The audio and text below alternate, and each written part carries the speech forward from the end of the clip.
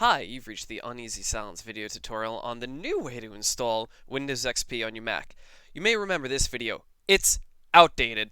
So a big I'm sorry to all you New York Times readers. Today Apple introduced a new easier method to install Windows XP on your Mac. It's called Bootloader.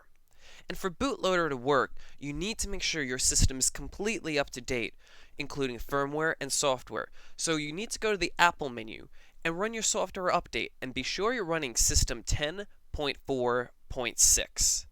So go in and install those updates if you don't already have them.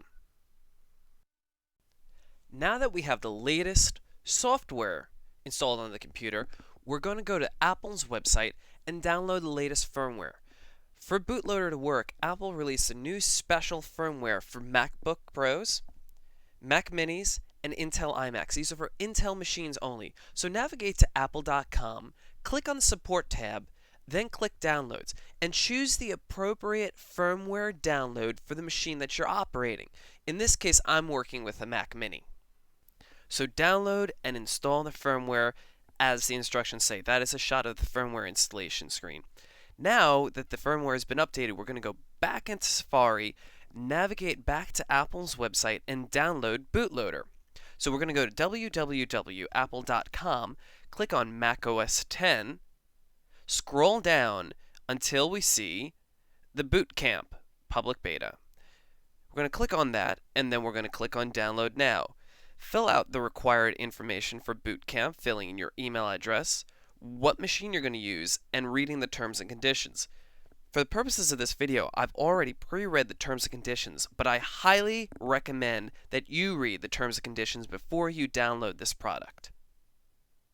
And now we're going to download Boot Camp.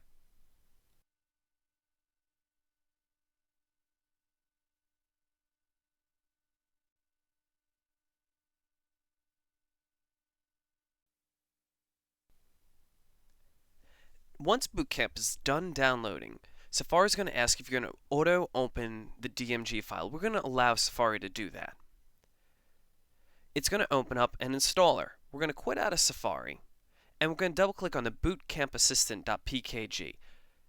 Please, once again, read the instructions over carefully so you fully understand what Boot Camp is doing to your machine and that you meet the minimum system requirements.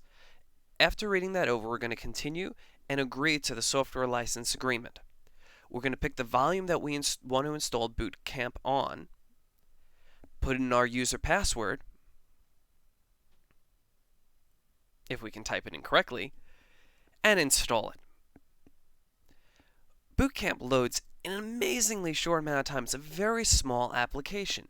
So once it's done, we're going to close the installer, and we're going to close out of the DMG, because we don't need that anymore. And we're going to go into the Utilities folder by going to the Go menu and Utilities.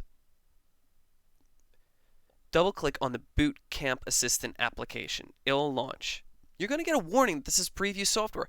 Apple's really going out of their way to reinforce that this is preview software. But we're going to install Boot Camp anyway. Once Boot Camp launches, it's going to give you an option if you want to burn Macintosh drivers to a CD. We're going to go ahead and do that. The biggest problem with the XOM hack before was finding the appropriate drivers that are necessary to run your Intel Macintosh. Apple has gone to the expense and great length to make sure that they write an appropriate and actually quite easy installer CD that we're going to see later in this video. I inserted a blank CDR and we're going to burn the drivers to a CD.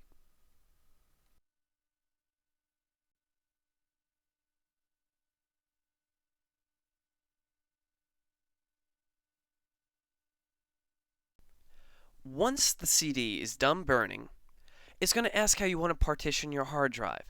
I'm going with the default. But you can use the little slider back and forth to say how much macOS 10 and how much Windows XP gets. This partition utility that Apple uses does not format your computer. Matter of fact, from the several times that I've done this test, it doesn't seem to affect your data on your hard drive at all. So allow the assistant to repartition your hard drive. Then, once the partitioning is done, you're going to get your Windows XP Professional Service Pack 2 disk, and you're going to insert it into the computer. It's important that you buy a retail copy of Windows XP Service Pack 2 for this installation. If you borrow someone else's CD, it's illegal. You must go to the store and purchase a Windows XP Professional SP2 CD. Insert that CD and start the installation.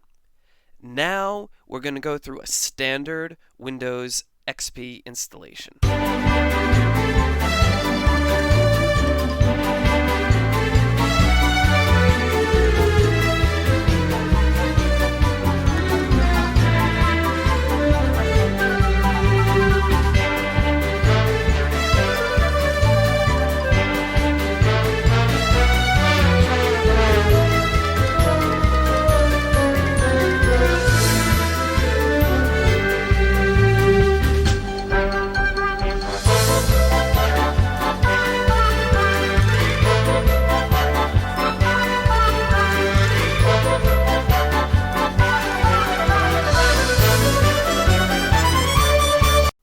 Huh? What?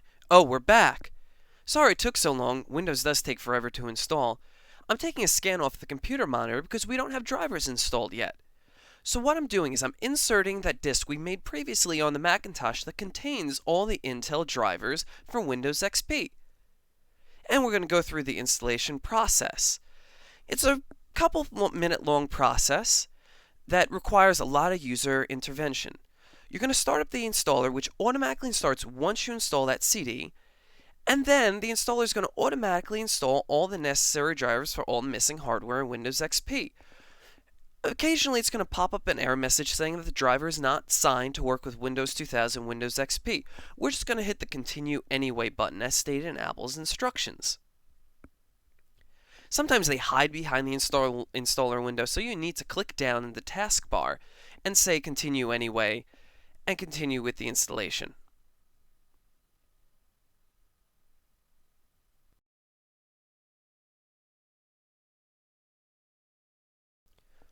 One really cool extra thing that I want to cover before this video comes to an end is Apple installed a special control panel called Startup Disk. So to get there, you go to Start, Control Panels. I'm going to switch to Classic View, and I'm going to choose the Control Panel Startup Disk. That allows you to tell Windows if you want to boot into Mac OS X. Also, if you're familiar with the old installation method, it used to give you a logo in the beginning to choose between Windows and Mac. If you still want that option, immediately when the machine starts up, you press and hold the Option key, and you'll see a screen similar to this one right here. And you can choose what volume you want to boot into. Thank you for watching this video. If you have any questions, email us at tips@uneasysilence.com.